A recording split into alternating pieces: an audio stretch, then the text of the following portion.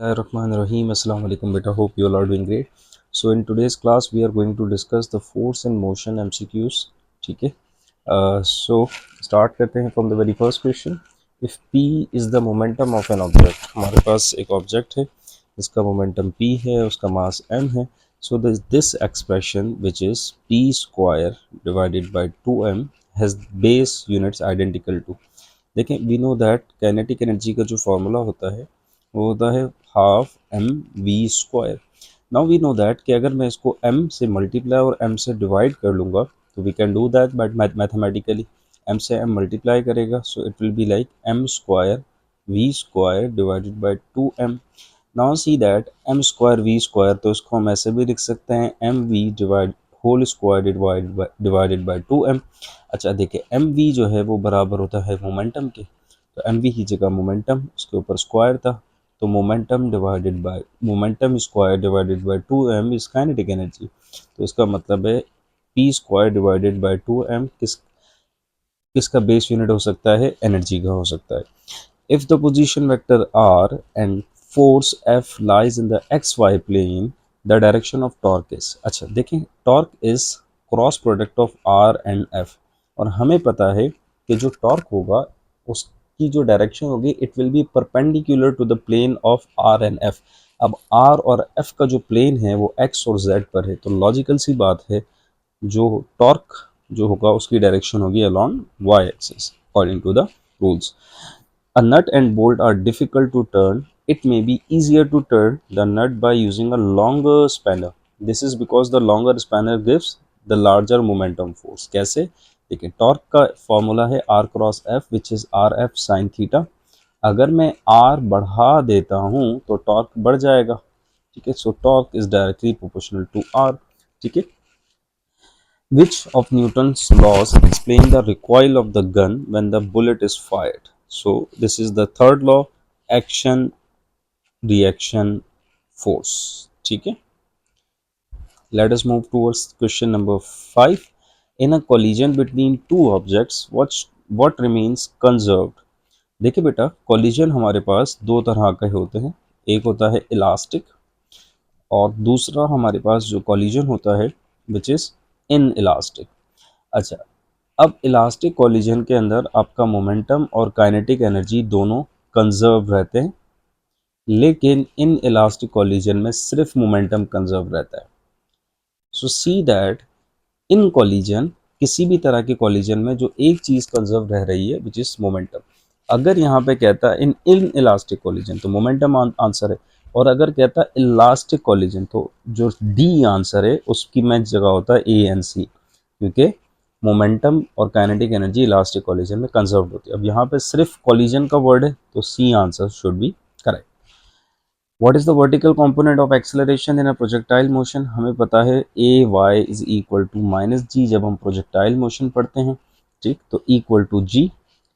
What happens to the time of the flight if the initial velocity of the projectile is double? देखें, total time of the flight का formula होता है in projectile motion 2v0 sine theta over g. अब यहाँ पर अगर आप गौर करें, time is directly proportional to v0 which is the initial velocity. It is the directly proportionality. Directly proportional का मतलब ये होता है कि एक चीज़ जितनी आप बढ़ाएंगे दूसरी चीज़ उतनी ही बढ़ जाएगी. तो देखें, आपने वेलोसिटी को कितना बढ़ाया, डबल किया है, तो टाइम पीरियड भी बचे क्या हो जाएगा, डबल हो जाएगा. Let us move towards question number 8. What is the velocity of the projectile at the highest point of its trajectory? देखें, this is the path of the projectile and this is the highest point of the projectile. Highest point पे vertical velocity हमारी zero होती है. Total velocity जो होती है v x i and v y j. अब यहाँ गौर करें कि वी वाई तो ज़ीरो है, तो टोटल वेलोसिटी जो है of the projectile motion at the highest point, it is what is there in the horizontal velocity, so equal to the horizontal component. ठीक, let us move towards the next. What is the range of the projectile? The total horizontal distance travelled by the projectile. देखो, ये हमारा projectile motion है और ये जो red line है this is the distance, horizontal distance, और इसी को हम रेंज ऑफ द प्रोजेक्टाइल कहते हैं. Let us move towards question number 10. Question number 10 कह रहा है a velocity time graph shows a straight line with a slope of -2 metre पर second square. We know that के वेलोसिटी टाइम ग्राफ का जो slope होता है वो एक्सेलरेशन होता है। अच्छा, हमसे क्या कहा जा रहा है, what does this indicate about the motion of an object. -2 metre पर सेकंड का मतलब क्या है, -2 negative acceleration is deceleration, तो so the object is decelerating at -2 at 2 metre पर सेकंड स्क्वायर। डी एक्सेलरेटिंग का मतलब है कि at every second the velocity is decreasing, मतलब अगर आपकी वेलोसिटी 10 है, डी एक्सेलरेटिंग का मतलब एक सेकंड के बाद 8 हो जाएगी, दूसरे सेकंड के बाद 6 हो जाएगी, so it's like that. Accelerating होगा तो वेलोसिटी पॉजिटिव होती है, इंक्रीज होती है। The velocity time graph starts at this and decreases linearly to 0 metre per second in 5 second. तो डेटा बना देते हैं। इनिशियल वेलोसिटी आपके पास 10 मीटर पर सेकेंड है, फाइनल वेलोसिटी जो है वो 0 है, और कितने टाइम में 0 है, ये 5। एक्सेलरेशन फाइंड आउट करनी है which is del t over del v over t. V का मतलब है v i v f minus v i over t. V f आपके पास है 10, वी आई आपके पास है 0, बल्कि v f is 0, v i is 10 divided by 5, तो -10 डिवाइडेड बाई 5, तो एक्सेलरेशन हो जाएगी -2 metre per second square which is B. B answer should be correct here. A cyclist moves along a circular path of radius 70 metre. Okay, 70 metre के radius में cyclist move कर रहा है। It if he completes one round in 11 second, calculate the total length of the path. देखो, एक circular path है, उसकी जो टोटल लेंथ होती है बेटा, वो तो सरकमफेरेंस होती है which is 2 pi r. so circumference is will be the total length of this circular path। तो अब 2 पाई की वैल्यू होती है 22/7, और रेडियस जो है in this particular case it is 70। देखिए 7 1 जार 7, 7 10 जार 70, तो आपके पास आ जाएगा 2 multiply by 22 multiply by 10, 2 22 jar 44 multiply by 10 which is equal to 440 meters। now see that the answer is B 440। देखें एक और बात, you need to understand this, it was a tricky question because एक तो पाई की वैल्यू बहुत सारे बच्चे समझते हैं 3.14 है, अगर वो 3.14 लेंगे तो ये सवाल विदाउट कैलकुलेटर सॉल्व भी नहीं हो सकता। सो पाई की value 3.14 which is equal to 22/7 as well. और दूसरी बात, एक एडिशनल इन्फॉर्मेशन दी गई थी विच वॉज 11 सेकंड, जो हमारे किसी काम की नहीं थी। Towards question number 13, a body is projected horizontally from the top of the Cliff with the velocity of this, what time elapsed before horizontal and vertical velocities become equal। ठीक है, और g की वैल्यू आपको कह रहा है कि भाई g की वैल्यू यू कैन कंसीडर 9.8। ठीक है, अच्छा अगर आप देखें तो कह रहा है कि हॉरिजॉन्टल वेलोसिटी आपके पास कितनी है, 9.8 metre per second square. At that particular point the initial vertical velocity is 0, क्योंकि बॉडी को आपने प्रोजेक्ट किया है, तो उस वक्त हॉरिजॉन्टल वेलोसिटी ही थी, वर्टिकल वेलोसिटी इनिशियल 0 होगी। कह रहा है किस टाइम के बाद वर्टिकल कंपोनेंट ऑफ वेलोसिटी और हॉरिजॉन्टल कंपोनेंट ऑफ वेलोसिटी बराबर होंगे। ठीक है, तो अब हमें टाइम चाहिए। वी नो दैट, और जी की वैल्यू दी गई है, v y is equal to v naught y plus g t. ठीक है, ये फॉर्मूला आपने पढ़ा है बेसिकली। अच्छा, अब यहाँ पर देखें वी नॉट वाई तो बराबर है 0 के, बेसिकली ये फॉर्मूला माइनस जी टी होता है, माइनस, और the body is moving downward. जब बॉडी ऊपर जाती है तो things are plus, if it is moving downward तो इट इज माइनस। तो जी की वैल्यू हो जाएगी माइनस जी टी।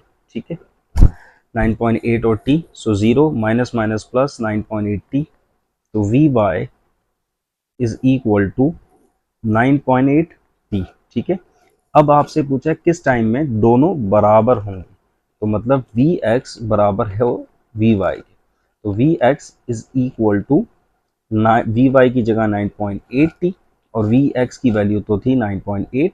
देखिए 9.8 टी के साथ मल्टीप्लाई कर रहा है, नीचे जाके डिवाइड करेगा, इज इक्वल टू टी। 9.8 से 9.8 कैंसिल, हमारे पास आंसर आ रहा है 1। सो 1 आफ्टर 1 सेकेंड दोनों वेलोसिटीज जो हैं वो बराबर हो जाएंगी। A body is moving along a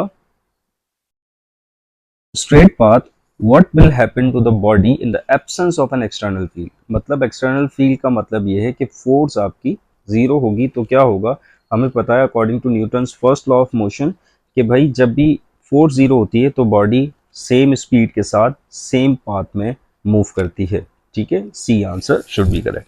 a person is standing in a bus when the bus starts moving forward suddenly, inertia hit करेगा, क्योंकि इनर्शिया की डेफिनेशन है कि कोई भी चीज़ रेस्ट में है तो रेस्ट में रहेगी, मोशन में है तो मोशन में रहेगी।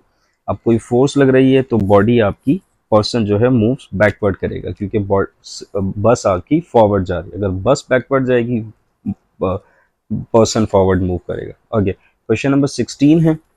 ओके, क्वेश्चन नंबर 16 आपसे क्या कह रहा है कि जस्ट गिव मी अ सेक। ओके, तो वो कह रहा है a ship of mass this initially at rest, हम डेटा बना लेते हैं। मास आपके पास है 3 into 10⁻7 kg। Initially at rest मतलब initial velocity 0, is pulled by a force of this 5 into 10⁻4 newtons through a distance of 3 meters, so it covers a distance of 3 meters. Assuming that the resistance of the water is negligible, आपने क्या बतानी है, final speed of the ship. सही है। अब we know that कि सबसे पहले जो फॉर्मूला लगेगा to find the final velocity, which is this 2vf square is equal to vi square minus vi square is equal to 2as। अब logical सी बात है, a तो है ही नहीं, तो first we need to find a। तो a फाइंड आउट करने के लिए what we gonna do, we need to apply f is equal to ma। सो f over m is equal to a। अब f की वैल्यू है 5 into 10⁻4 और a की वैल्यू थी 3, सॉरी m की वैल्यू थी 3 इंटू 10⁻7। अब 10⁻7 यहाँ प्लस का यहाँ जाके माइनस करेगा, सो 5 डिवाइडेड बाई 3 10⁻4 और ये 10 पावर हो जाएगा -7। नाउ सी दैट इंडाइसिस का रूल है base same power add. Okay, so 4 minus 3 would be 4 minus 7 would be -3, 5 divided by 3। so this is going to be the acceleration of the ship। Acceleration नहीं चाहिए, final velocity चाहिए। तो final velocity का formula था v f square minus v i square is equal to 2as। V f square v i जो था वो 0 था, तो 0 का square 2 of the formula, a की वैल्यू 5/3 इंटू 10⁻3 और s the distance is covered was 3 metres. Now see that बेटा 3 से 3 आप सिंपल कैंसिल कर देंगे, 2 will multiply with this 5, so 2 5s are 10, so it will be 10 और ये हो जाएगा 10⁻3। 10 है तो 10 के ऊपर पावर 1 है, 0 का स्क्वायर 0, ठीक। तो ये हो जाएगा सिंपल वी एफ स्क्वायर। अब यहाँ देखें अगेन बेस सेम और पावर ऐड हो रहा है, तो उसका मतलब 1 - 3 वुड बी -2। अब we need to find simple v f, so we have to take the square root on both the sides. So square से स्क्वायर रूट कैंसिल, तो v f is equal to 10⁻²। Square root का मतलब होता है power 1/2, 2 से 2 cancel, तो ये आपके पास सिंपल बचा 10⁻−1। देखो बच्चे 10⁻−1 का मतलब होता है 0.1, so what would be the speed of the ship, 0.1 meters per second, so it means that B answer should be correct। और a body moves 6 meter north 8 meter east, ठीक है। और ये sorry for the this, what is the resultant displacement from the initial position. देखो हमें पता है this is east, this is west, this is north and this is south. तो कह रहे हैं 6 मीटर नॉर्थ मूव किया है, ठीक है। उसके बाद ईस्ट मूव किया है 8 मीटर। हमसे पूछ रहा है कि डिस्प्लेसमेंट कितना होगा। डिस्प्लेसमेंट की डेफिनेशन होती है the distance between shortest distance between 2 points, so this red line would be the displacement line. अब this particular thing it looks like a right angle triangle, if we need to find the displacement हमें Pythagoras theorem लगाना होगा। तो Pythagoras theorem होता है hypotenuse का square which is T square, base square which is 6 square, perpendicular square which is 8 square, 6 6 are 36, 8 8 are 64, it will become 100, so d square is 100, so we have to take the square root on both the side to find the d, so 100 is a perfect square root of 10, so 10 meter would be the displacement here। Okay, if an object is moving with constant velocity of 20 meter per second towards north, then acceleration will be, देखो acceleration की definition ये है कि change in velocity, velocity में change आए। लेकिन यहाँ तो कांस्टेंट वेलोसिटी, कांस्टेंट का मतलब ही होता है सेम, ठीक है, तो वेलोसिटी इज नॉट चेंजिंग, तो एक्सेलरेशन हमारे पास क्या हो जाएगी, zero. Okay, consider the acceleration, velocity and displacement of a tennis ball if it falls to the ground and bounces back. Direction of which of these changes in this process? देखो ये ground है, आपके हाथ में एक tennis ball है, आपने जिस उसको फेंक दिया है, फेंका है, तो it is under the influence of gravity.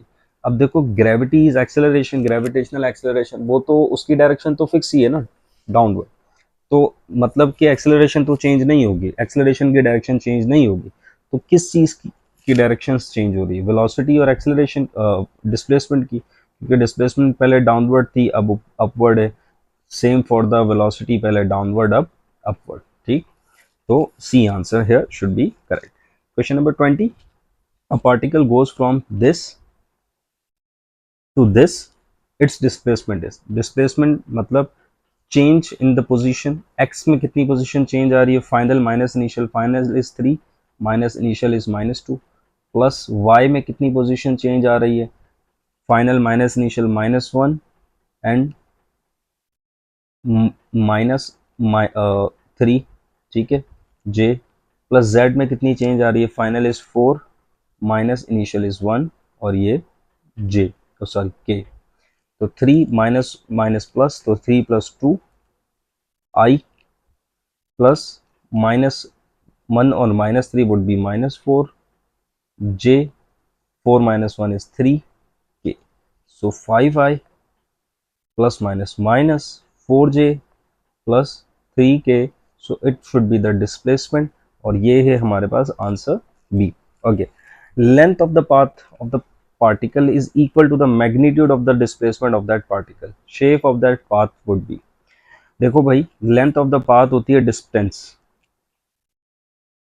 तो कह रहा है कि डिस्टेंस और डिस्प्लेसमेंट कब बराबर होते हैं, तो हमें ये बात पता है कि जब कोई भी बॉडी एक स्ट्रेट लाइन में मूव करती है तो डिस्टेंस और डिस्प्लेसमेंट बराबर होते हैं, other than that in any other condition distance और डिस्प्लेसमेंट बराबर नहीं होंगे, so here the answer D should be correct.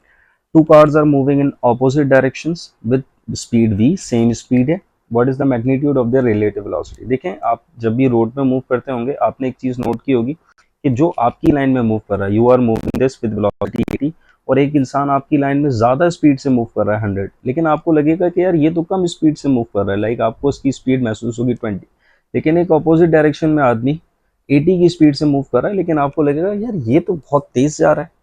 तो इसके पीछे का लॉजिक ये है कि जब सेम डायरेक्शन में बॉडी मूव करती हैं तो जो वेलोसिटीज़ होती है, रिलेटिव वेलोसिटी, वो माइनस करके फाइंड आउट होती है, और जब ऑपोजिट मूव करती हैं तो कैसे फाइंड आउट होती हैं, प्लस होके। तो अब हमारे पास सवाल कह रहा है कि यार ऑपोजिट है, ऑपोजिट डायरेक्शन में मूव करिए और दोनों की स्पीड क्या है v, तो v + v, तो रिलेटिव वेलोसिटी हो जाएगी 2v। Hopping that you understand the point. Okay, a man in a car is moving with velocity of this, his speed with respect to the car, भाई car के हिसाब से उसकी speed 0 है। देखो आप यहाँ बैठे हुए हैं, ये आपका दोस्त बैठा हुआ है और कार चल रही है विद 100 किलोमीटर पर आवर। अब ये 100 किलोमीटर पर आवर तो मेरे हिसाब से है ना, if I am the observer observing you moving in the road, लेकिन अगर आपके दोस्त से पूछें आपकी स्पीड कितनी है तो वो कहेगा यार ये तो 0 है, ठीक है। Hoping that you understand the point.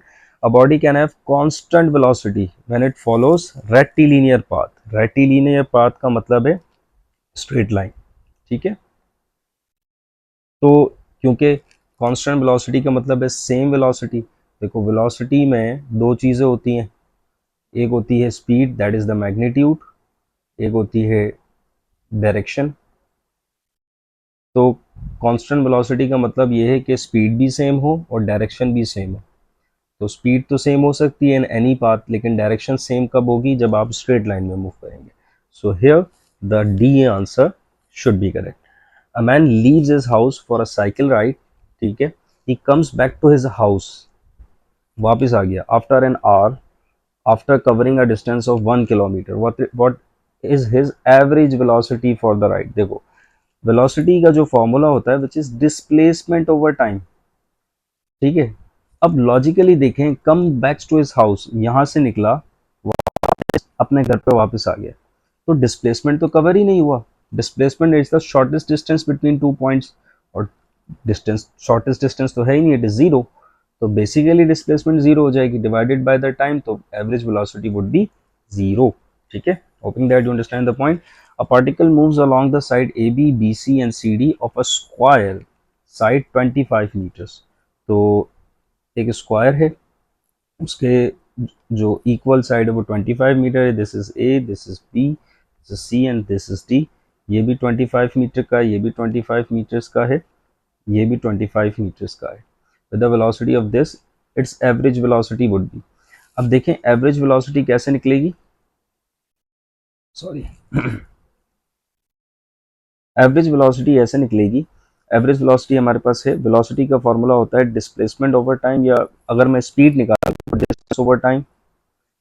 अच्छा, डिस्टेंस जो है, टोटल डिस्टेंस होगा 75, टाइम मुझे नहीं पता, और वेलोसिटी कितनी है 20, स्पीड कितनी है 15।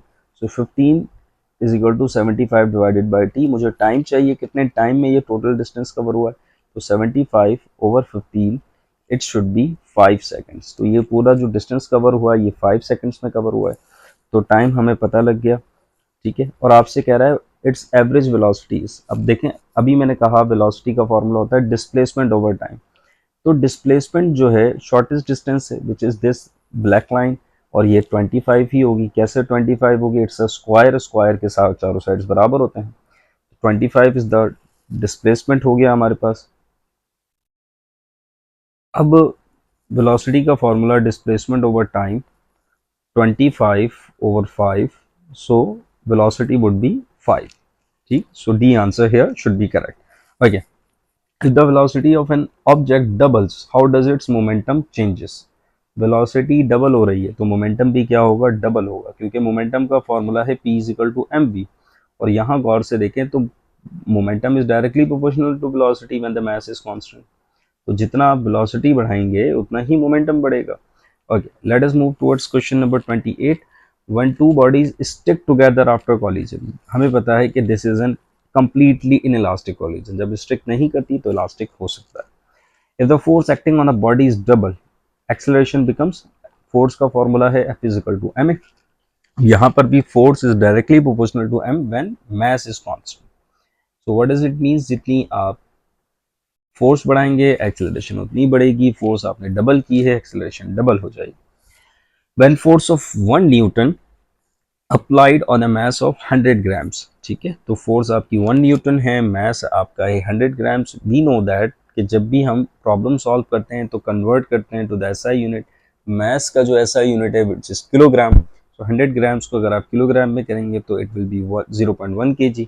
आपने एक्सेलरेशन फाइंड आउट करनी है, so F is equal to ma होता है, A would be equal to F over m।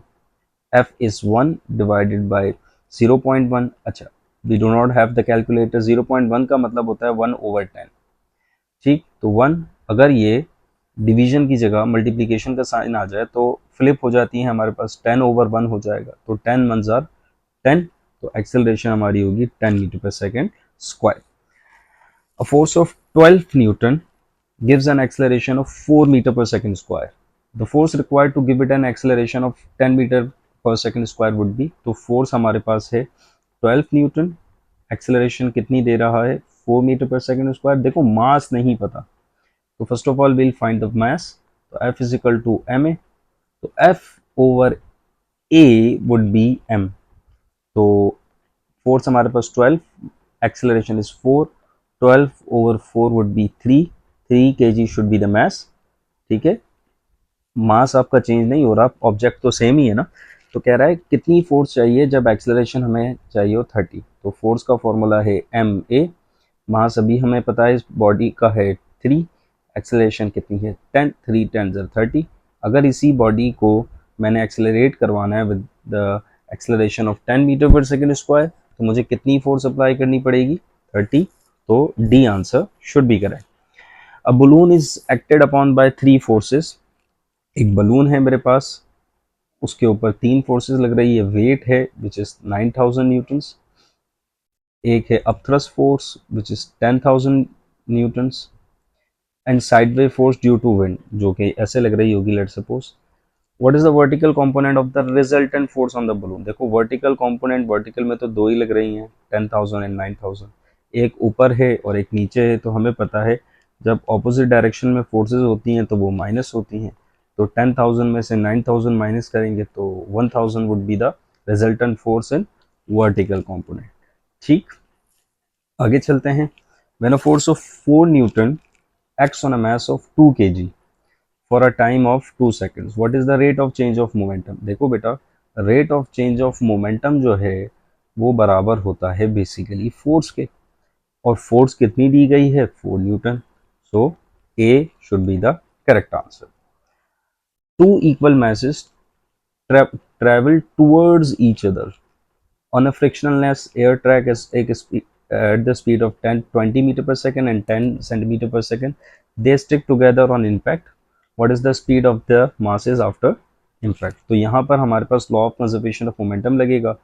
The momentum before the collision m1u1 is plus m2u2, the momentum after the collision. देखो अब ये masses तो stick हो गए थे, तो m1 प्लस m2v। ठीक, अब कह रहा है टू इक्वल मैसेस, तो जाहिर सी बात है m1 बराबर हो जाएगा m2 के, वो बराबर होगा m के। और कह रहा है टूवर्ड्स ईच अदर, तो अगर एक स्पीड पॉजिटिव है तो दूसरी स्पीड क्या हो जाएगी, नेगेटिव हो जाएगी। या तो आप 20 को पॉजिटिव ले लें या 10 को पॉजिटिव ले लें, it's totally up to you. तो m1 की जगह m, u1 की जगह 20 प्लस m2 की जगह m, u2 की जगह -10। ठीक है, m1 की जगह m, m2 की जगह भी m और v। ये हो जाएगा 20m, ये हो जाएगा -10m और ये हो जाएगा 2mv।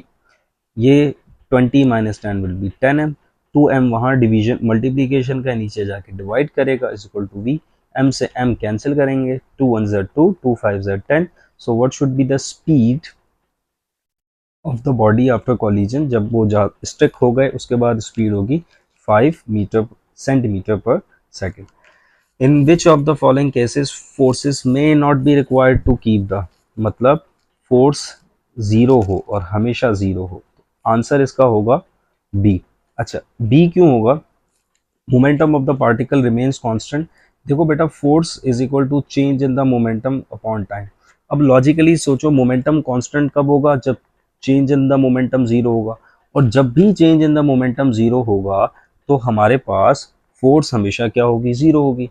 तो हमेशा हमेशा जब आपका मोमेंटम कांस्टेंट है तो आपको ये बात जानना ज़रूरी है कि यार फोर्स आपकी ज़ीरो होगी। अच्छा, बहुत सारे बच्चे इसमें कंफ्यूज होंगे कि यार सर जब बॉडी आपकी स्ट्रेट लाइन में मूव कर रही है तब भी तो फोर्स ज़ीरो लगेगी। यस, बट ये कंडीशनल है। कंडीशनल का मतलब क्या है कि कुछ कंडीशन में आपकी ज़ीरो फोर्स होगी, कुछ में नहीं है। लेट सपोज आपकी बॉडी ऐसे मूव कर रही है 5 मीटर पर सेकेंड की स्पीड से, और आपने पीछे से फोर्स लगा दी। फोर्स लगाई तो उसकी स्पीड बढ़ जाएगी, लेट सपोज 10 हो गई। तो और वो स्ट्रेट लाइन में ही मूव कर रही है लेकिन स्पीड बढ़ गई, इस मीन्स दैट आपने फोर्स लगाई है। तो जब स्ट्रेट लाइन में बॉडी मूव कर रही होती है तो समटाइम्स फोर्स जीरो होती है, yes, but all the time नहीं होती है। तो दैट इज द रीजन आपका in this particular case B answer is 100% correct. Okay, a gun after firing recoils due to conservation of momentum. ठीक है, क्योंकि मोमेंटम को कंजर्व करना होता है। Momentum change in the momentum is always zero. A ball of mass 2 kg traveling at this speed strikes a ball of mass 4 kg traveling at this speed in the same direction after collision। देखो, before the collision momentum कितना है, m1 u1 plus m2 u2। ठीक है, तो m1 आपके पास है 2, u1 है 8, m2 है 4, u2 है 2। ठीक है, after collision both balls move at the same velocity. तो what is the magnitude of the velocity. तो m1 जो है वो भी b से मूव कर रहा है और m2 जो है वो भी b से मूव कर रहा है। ठीक है, तो कितनी वेलोसिटी होगी, ये v जो है वो कितना, कौन सा नंबर है। देखो m1 जो था 2 v, m2 जो था वो 4 और v।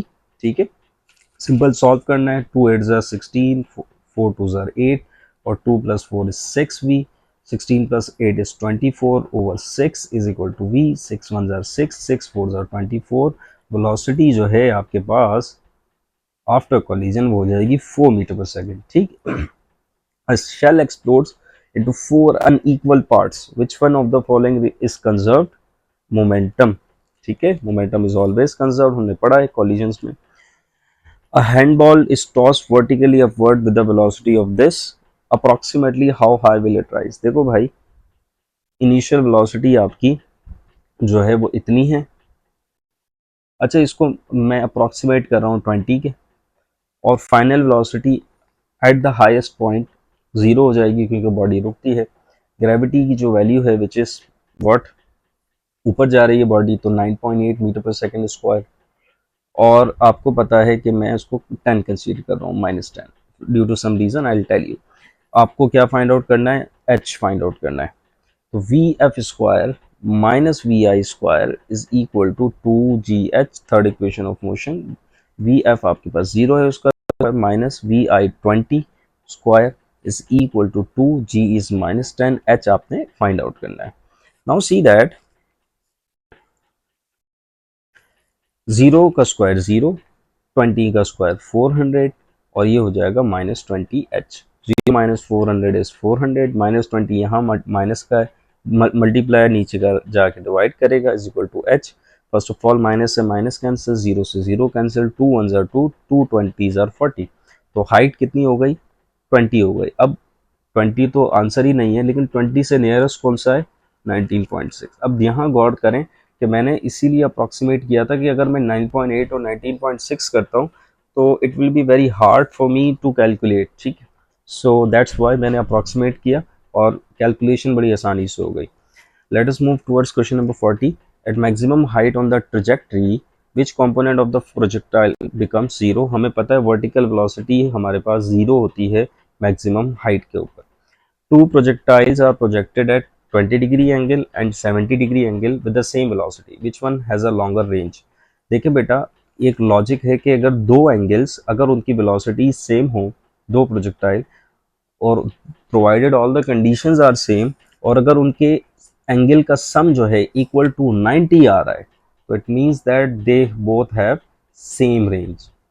तो इसका सम भी 90 आ रहा है, तो they both have same range. A projectile is fired horizontally with an initial velocity of this. Its horizontal range speed after 3 seconds would be. देखो भाई, horizontal speed of the projectile जो है वो बराबर होती है, मतलब जो initial speed होगी horizontal में वही final speed होगी, क्योंकि acceleration at horizontal is 0. तो मतलब कि अगर 20 मीटर पर सेकेंड स्पीड थी तो 3 सेकेंड के बाद भी 20 ही रहेगी. Okay, let us move towards 43. A body is moving with the initial velocity of this.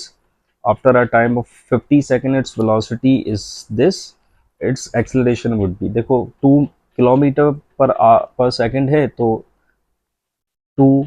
2000 metres पर सेकेंड हो जाएगी, और इसी तरह ये हो जाएगी 1500 मीटर पर सेकेंड. एक्सेलरेशन होती है change in the velocity, v f minus v i over t. V f आपके पास है 1500, वी आई आपके पास है 2000 डिवाइडेड बाय 50. तो ये हो जाएगा -500 डिवाइडेड बाय 50. जीरो से जीरो कैंसिल, 5 1 ज़ार 5, 5 10 ज़ार 50. सो आपकी एक्सेलरेशन हो रही है -10. B would be the correct answer. It is very important. कुछ क्वेश्चंस आए हैं, आपने ऑब्जर्व किया होगा कि मैंने जो है यूनिट्स को चेंज किया. एस आई यूनिट्स में आपने कोशिश करना है आपकी कैलकुलेशंस करनी है. समटाइम्स आप नहीं भी करते हैं क्योंकि आंसर में वही सेम यूनिट्स दिए गए होते हैं. The ratio of the displacement along the diameter and total distance along the circle is. देखो, टोटल डिस्टेंस का जो फॉर्मूला होता है in the circle which is 2 pi r, और अलॉन्ग द डायमीटर जो डिस्प्लेसमेंट होगी, बॉडी ने यहाँ से मूव किया और यहाँ पे ख़त्म किया, इज द शॉर्टेस्ट डिस्टेंस, और ये डायमीटर है which is equal to 2r. कह रहा है डिस्प्लेसमेंट का और डिस्टेंस का रेशो कितना होगा. डिस्प्लेसमेंट आपके पास है बेटा 2r, और डिस्टेंस है 2 पाई आर. 2 से 2 और r से r कैंसिल कर दो, तो 1 डिवाइड बाय पाई हो जाएगा which is 1 ratio pi. So A answer should be correct. Arshad is driving down 7th Street. He drives 150 meters in 18 seconds. Assuming he does not speed up or slow down, what is his speed? ठीक है. Distance over time आपका speed का formula होता है, तो 150 metre divided by 18. अब यार एक चीज़ को लॉजिकली समझे कि 150 डिवाइडेड बाय 10, 15 कितना होगा, 10 होगा। अभी 15 से बड़ा नंबर 18, ठीक है, तो डिवाइड कर रहा है। तो यार ये आंसर तो नहीं हो सकता, ये भी नहीं हो सकता, ये भी नहीं हो सकता, तो ये it is the correct answer, ठीक है। You do not need calculator. The value of ratio of displacement to distance is equal और लेस देन जीरो। डिस्टेंस जो है और डिस्प्लेसमेंट जब स्ट्रेट लाइन में होगा तो इक्वल होगा, डिस्टेंस और डिस्प्लेसमेंट आर इक्वल। बट इसके अलावा डिस्टेंस हमेशा ज़्यादा होता है डिस्प्लेसमेंट के, और डिस्प्लेसमेंट हमेशा कम होता है। तो एक कंडीशन में इक्वल होगा, अदर देन डिफरेंट कंडीशन में आपका जो डिस्टेंस होगा, displacement to distance is always और लेस देन 1, ठीक है। Newton first law of motion is known as law of inertia, ठीक है।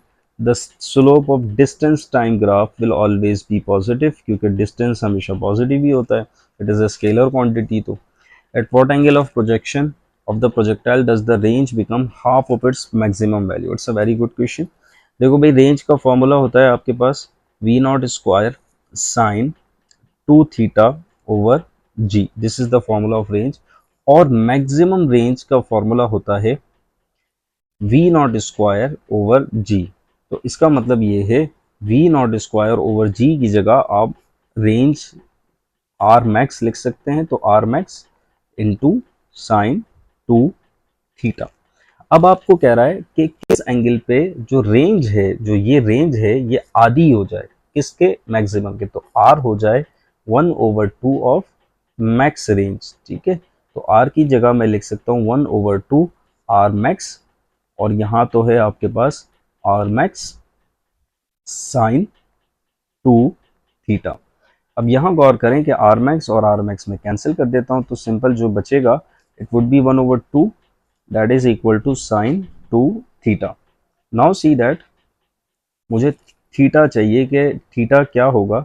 अब साइन यहाँ इज इक्वल टू उस तरफ जाएगा तो it would B sine inverse, और आपको ये बात पता है कि साइन इनवर्स 1/2 जो होता है that is equal to 30 degree. So 30 degree will be 2 theta, और आपको सिंपल थीटा चाहिए, तो 30/2 वुड बी थीटा।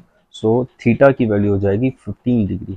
तो 15 डिग्री के ऊपर जो आपकी रेंज है that would be half of the maximum range, ठीक।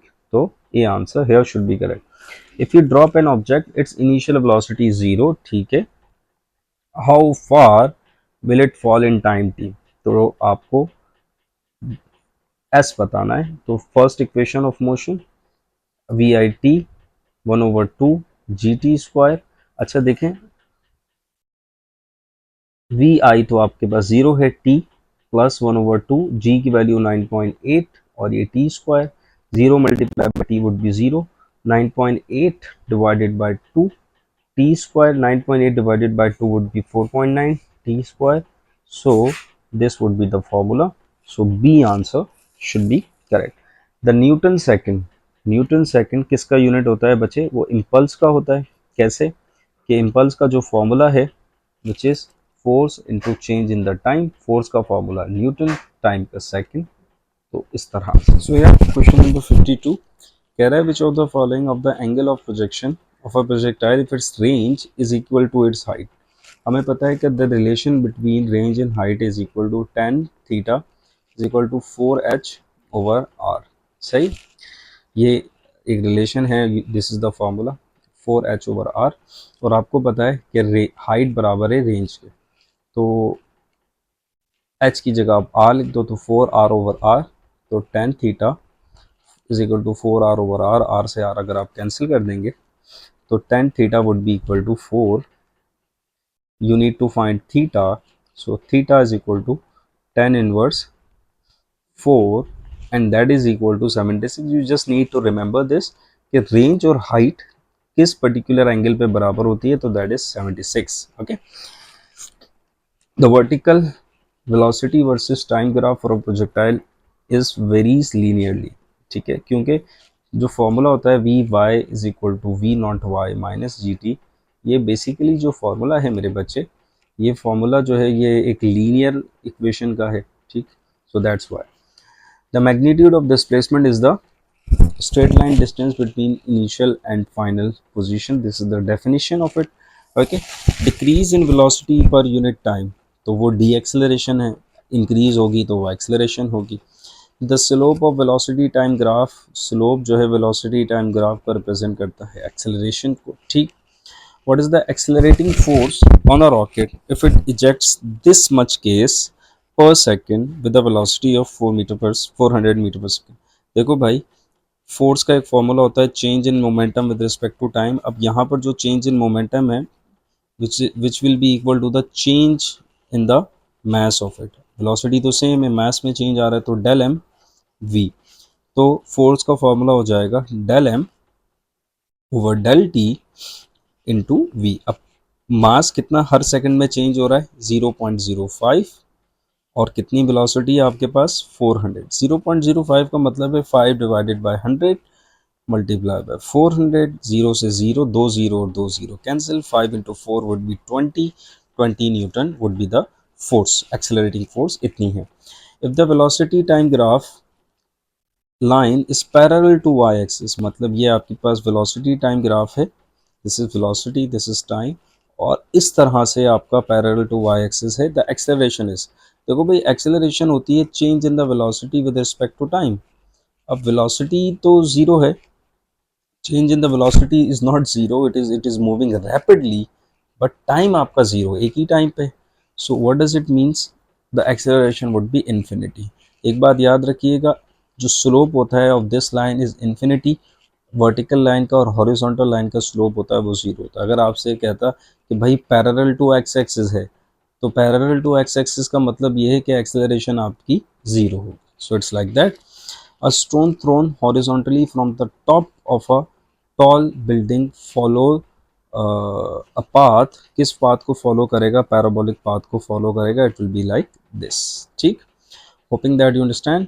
When a heavy coin falls a short distance, एक कॉइन है, आप बहुत शॉर्ट डिस्टेंस से यहाँ से मूव कराते हैं towards the ground, it does not reach terminal velocity. terminal velocity क्या होती है, it is the maximum velocity vertically. जब आप बॉडी को मूव कराते हैं किसी एक पोजीशन से फेंकते हैं वर्टिकली, तो क्या होता है जब नेट फोर्स ज़ीरो हो जाती है, मतलब जो उसके ऊपर वेट की फोर्स है, ग्रेविटेशनल फोर्स, और जो उसके ऊपर फ्रिक्शनल फोर्स है, जो रेजिस्टेंस फोर्स है, वो ज़ीरो हो जाती है, तो एट दैट पॉइंट जो उसकी वेलोसिटी होती है we call it a terminal velocity. तो कह रहा है कि यार इस कंडीशन में टर्मिनल वेलोसिटी बॉडी ने रीच नहीं की है, तो ऐसा क्यों हो रहा है, क्योंकि the weight of the coin is more than the air resistance. मतलब कि ये कॉइन है तो इसका जो नीचे वाली फोर्स है वो ज़्यादा है, ऊपर वाली फोर्स है. तो टर्मिनल वेलोसिटी तो जब रीच होती है ना, जब दोनों फोर्सेस बराबर हो, नेट फोर्स जीरो हो. So that is the reason. कह रहे two ball collide, it has been observe that the collision is elastic, which statement advocates the observation. तो भाई हमें पता है इलास्टिक कोलिजन में काइनेटिक एनर्जी हमारे पास इज बराबर होती है फाइनल और इनिशियल. ठीक है, मोमेंटम भी बराबर होता है, लेकिन मोमेंटम तो इन इलास्टिक कोलिजन में भी बराबर होता है. इस तरह से ये वाला क्वेश्चन रिपीट हो रहा है. मैंने कहा था कि जब दो प्रोजेक्टाइल मोशन की सारी कंडीशन सेम हो, like the initial velocity and some other condition, तो जो दोनों प्रोजेक्टाइल के एंगल का जो सम होगा, अगर वो 90 के बराबर है, तो दोनों की रेंज क्या होगी, इक्वल होगी. ठीक, तो 60 और 30 का जो सम होता है वो 90 होता है, तो 60 और 30 में रेंज बराबर होगी. Okay, two cars travelling on a straight road in opposite direction with the speed of this and this. अभी बताया ऑपोजिट डायरेक्शंस में हैं तो रिलेटिव वेलोसिटी प्लस होती है, तो 60 प्लस 70 वुड बी 130. अगर ये सेम डायरेक्शन में होती तो माइनस हो जाती, तो रिलेटिव वेलोसिटी 10 होती. ठीक, eight the highest point in a projectile motion the velocity will be, highest point पे वेलोसिटी होती है इक्वल टू हॉरिजॉन्टल कंपोनेंट. ऊपर भी इस तरह का एक सवाल आया था. A body covers a displacement of 10 newtons or 10 meters towards north and returns back to its initial point by covering 10 meters towards south. Displacement कितनी है, कह रहा है return back to its initial position, return back to its initial point. तो भाई displacement की तो definition ही यही है कि shortest distance between two points. तो डिस्प्लेसमेंट तो यहाँ कवर ही नहीं हुई है, तो आपकी डिस्प्लेसमेंट होगी zero. Newton's first law of motion, this quantity remains constant, velocity. क्योंकि नेट फोर्स ज़ीरो होती है। The law of inertia satisfies the, law of inertia किस चीज़ को सेटिस्फाई करता है बेटा? कंडीशन ऑफ इक्विलिब्रियम, क्योंकि लॉ ऑफ इनर्शिया में भी sum of all the forces equal to zero, और इक्विलिब्रियम में भी ये चीज़ होती है। आगे, a projectile is launch its velocity is its maximum. देखो एक प्रोजेक्टाइल होता है, वो लॉन्च हुआ है तो उसकी जो वेलोसिटी है वो कौन कौन से पॉइंट पे, एक इनिशियल पॉइंट पे और लॉन्चिंग पॉइंट पे मैक्सिमम होती है। ऐसा क्यों होता है? क्योंकि लॉन्च होने के बाद वो ऊपर जा रही है, क्योंकि ग्रेविटी इज डाउनवर्ड, तो आहिस्ता आहिस्ता उसकी वेलोसिटी ज़ीरो, यहाँ पे बिल्कुल ज़ीरो, उसके बाद आहिस्ता आहिस्ता बढ़ती है, और यहाँ पे तो इनिशियल पॉइंट और लॉन्चिंग पॉइंट पे मैक्सिमम होती है। ठीक है, तो point of projection and landing point पे मैक्स होगी। The next displacement divided by the total time is known as average velocity. ठीक, दिस इज सो या क्वेश्चन नंबर 17 आपसे कह रहा है एक projectile is thrown at an angle of 45 degree with the horizontal, ठीक है, and its range is r1. Another projectile is thrown at an angle of 15 degree with the vertical.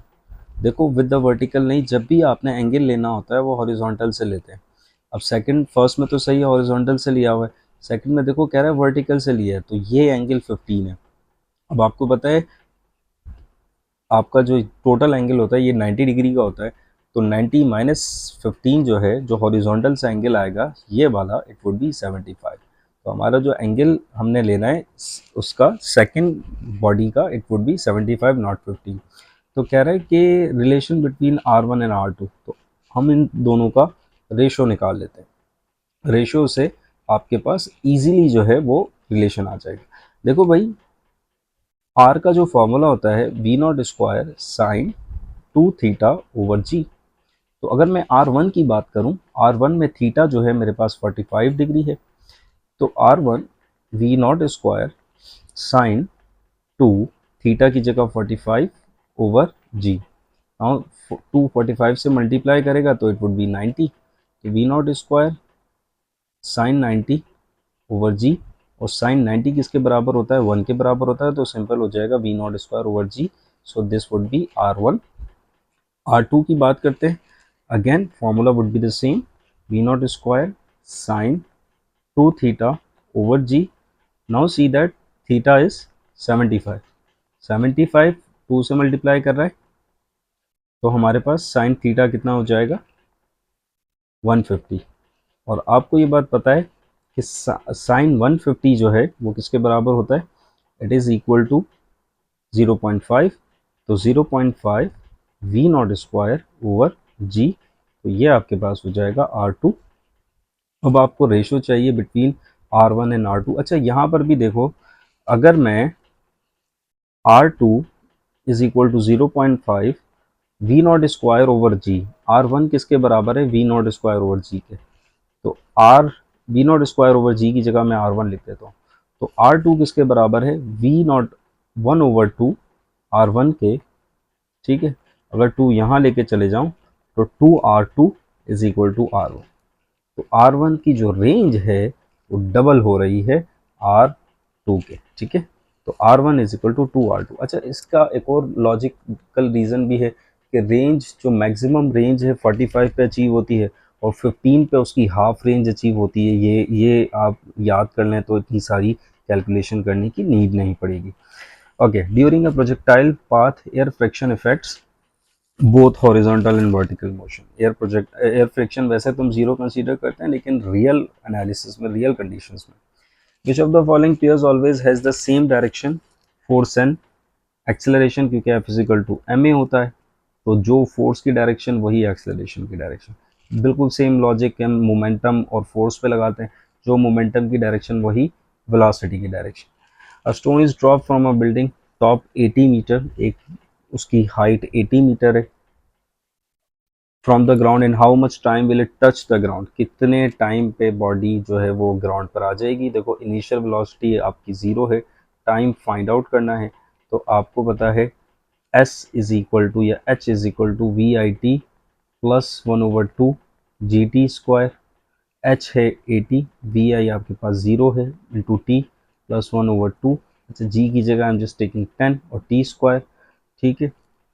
2 1s are 2, 2 5s are 10, so it would be 5t square 80 divided by 5 would be 16.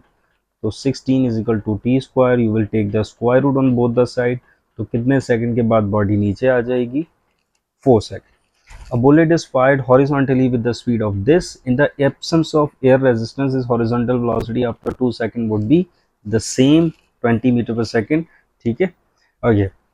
Box of mass 6 kg slides with the speed of this. ठीक है, तो इसका जो momentum है 6 4 और 24 across a frictional less floor. It suddenly explodes into two pieces. तो total initial momentum 24 हो जाएगा.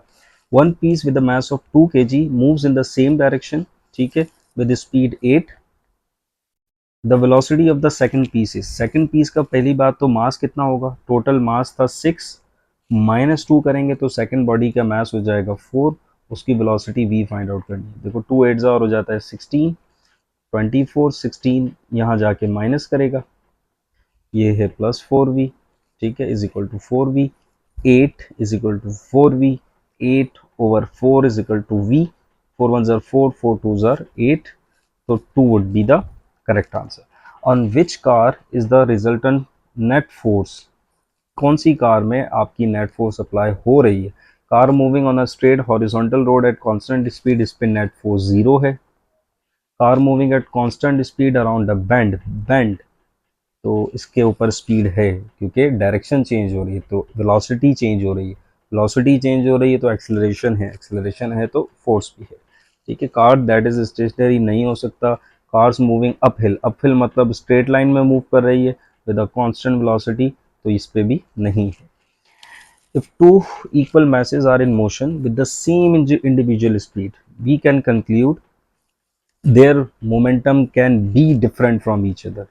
देखो मोमेंटम का जो फॉर्मूला है वो है एम वी. अब v जो है वो वेलोसिटी है बच्चे. वेलोसिटी का मतलब होता है स्पीड प्लस डायरेक्शन, और यहाँ पे कह रहा है कि भाई सेम स्पीड. हो सकता है कि यार एक बॉडी ऐसे मूव कर रही हो, एक बॉडी ऐसे मूव कर रही हो.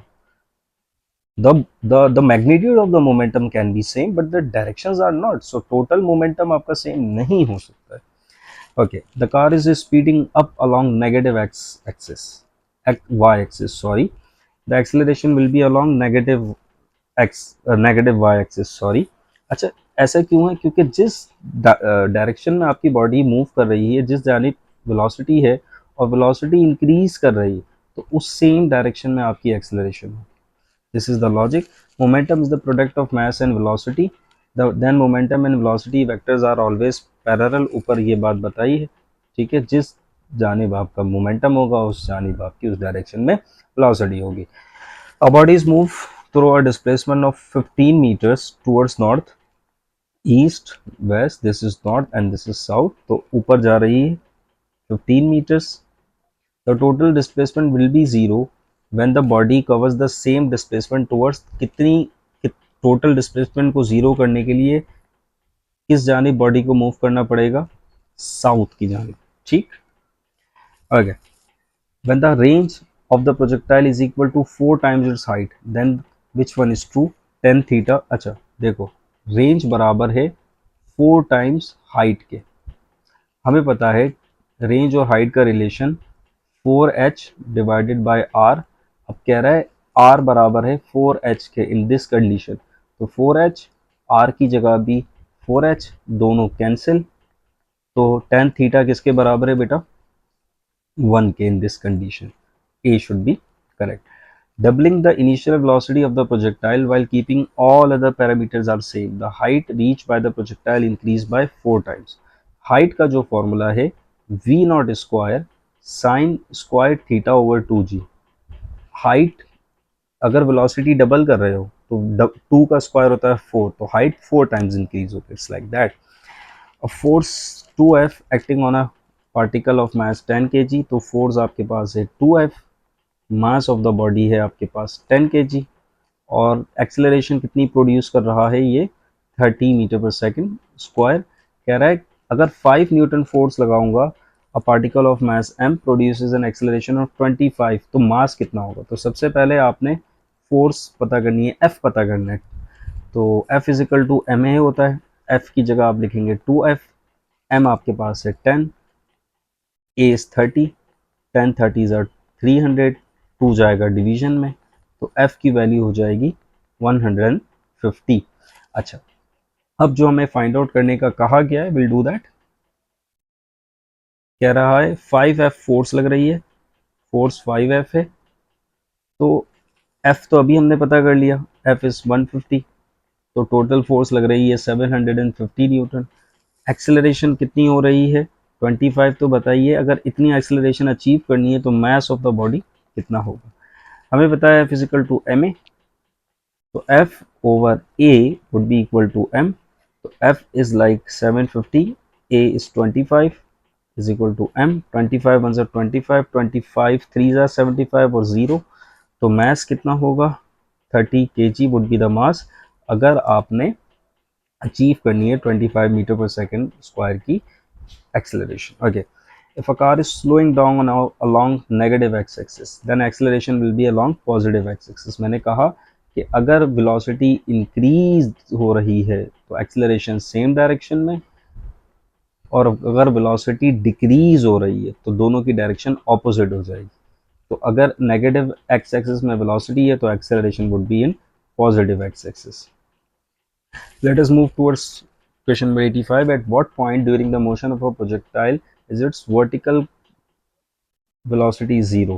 Highest point पे vertical velocity हमारे पास zero होती है. Okay.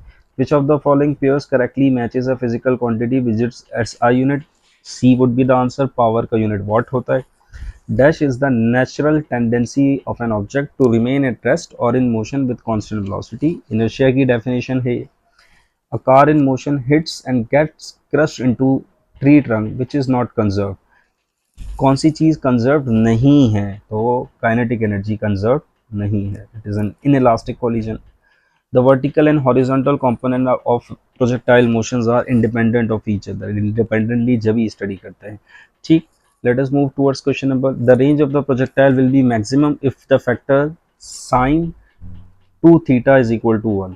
Sign 2 theta is equal to 1 होता है जब मैक्सिमम होता है। लॉजिक क्या है कि भाई मैक्सिमम रेंज थीटा जब 45 होता है तो साइन 2 45, तो ये हो जाएगा साइन 90, और साइन 90 बराबर किसके होगा 1 के, तो B should be the correct answer. The range of the projectile would be minimum if the factor sine 2 theta would be 0। ठीक है, तो साइन 2 थीटा वुड बी 0, ये याद रखिएगा, याद रखने वाली बात है। If you stop your car quickly by wearing seat belts, the chance of injury is greatly reduced because the seat belts applies an opposite force over long time. ठीक है, सीट बेल्ट कोशिश करती है कि आप अपनी पोजीशन पे ही रहें। It's like that.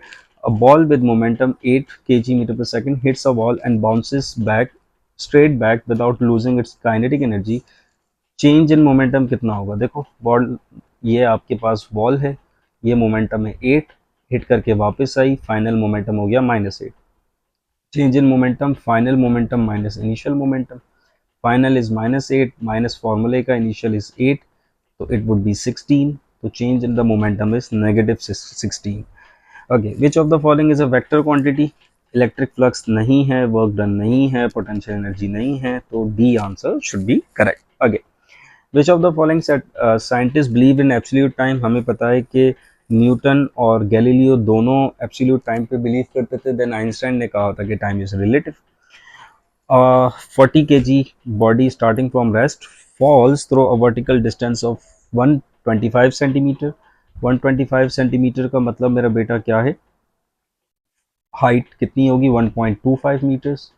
The velocity of the body just before it hits the ground is, भाई ये फॉर्मूला याद रख लीजिएगा, स्क्वायर रूट ऑफ 2gh। 2 आपके पास फॉर्मूले का, g इज 10 और इट इज 1.25। 2 को 1.25 से मल्टीप्लाई करेंगे, 2.5 into 10, it would be 25, square root of 25 is 5, 5 would be the answer. ये वर्टिकल वेलोसिटी का फॉर्मूला है, प्लीज रिमेंबर दिस, इसके काफ़ी सारे क्वेश्चंस पास्ट पेपर में रिपीट हुए हैं। Gravitational mass of the body is given by W over G, क्योंकि gravitational force W is equal to mg, तो W over G would be m। Okay, a set of coordinate axes in which measurements are made is called frame of references। ठीक है, a displacement time graph for a car moving along a straight road in a is a horizontal line parallel to the time axis, this indicate that the time is, देखो horizontal time graph आपके पास displacement time graph है एक car का, moving along a straight load में move कर रही है, is a horizontal line parallel to the time axis, इस तरह से आपका ग्राफ है, this is displacement, this is time। अब कह रहा है this indicates that the car is किस चीज़ को इंडिकेट कर रहा है कि the car is completely at rest. Completely at rest क्यों है? क्योंकि डिस्प्लेसमेंट कवर ही नहीं हो रहा, ठीक है, डिस्प्लेसमेंट तो हो ही नहीं रहा है बॉडी का, तो completely at rest. Okay, the displacement time graph of a moving particle is a straight line incline at an angle of 60 degree to the time axis. तो बेसिकली ये 60 डिग्री है। This is displacement time graph. The velocity of the particle is equal to, velocity of the particle देखो हमें पता है कि velocity of the particle किसके बराबर होगी, स्क्वायर रूट ऑफ 3 के बराबर होगी। कैसे बराबर होगी? Slope is equal to displacement over time या Y axis over X axis which is D over T. और हमें पता है कि टेन थीटा बराबर है, in this case it's a triangle, so Y over X, so displacement over time, और ये है टेन, एंगल दिया हुआ है 60 डिग्री, टेन 60 होता है square root of. Next question कह रहा है examine the displacement time graph below describing an object moving along a straight line path, ठीक है, what is the average velocity of the object during the time interval from t is equal to 0 to t is equal to 8 second. अब आप एक चीज़ को notice करें, यहाँ पर velocity आपकी पॉजिटिव है और यहाँ पर नेगेटिव है, ठीक है। डिस्प्लेसमेंट की बात करते हैं तो जितना डिस्प्लेसमेंट पॉजिटिव उतना ही डिस्प्लेसमेंट नेगेटिव, तो टोटल डिस्प्लेसमेंट कितना हो रहा है? Zero. Displacement over time is the velocity, तो डिस्प्लेसमेंट ही जीरो है तो velocity would be zero. Last question की तरफ चलते हैं। टू परफेक्टली इलास्टिक बॉल्स हैं हमारे पास, ए और B, are moving towards each other. तो एक बॉल ऐसे है और एक ऐसे है, ठीक है, along a straight track, okay, the speed of approach of ball A relative to ball B before impact is measured to be 12. According to the laws of perfectly elastic collision, what would be the relative speed of separation immediately after the collision? It would be 12, same होगी। speed of separation is equal to speed of the what do you call it, what speed of separation जो है relative speed of separation बराबर होती है speed of approach के, ठीक है, in perfectly elastic collisions के। तो स्पीड ऑफ अप्रोच 12 थी तो सेपरेशन भी 12 ही होगी, तो this should be the final answer. Hoping that मेरा बेटा you understand everything. If you have any question regarding this you may ask in the comment box. इंशाल्लाह see you in the next video.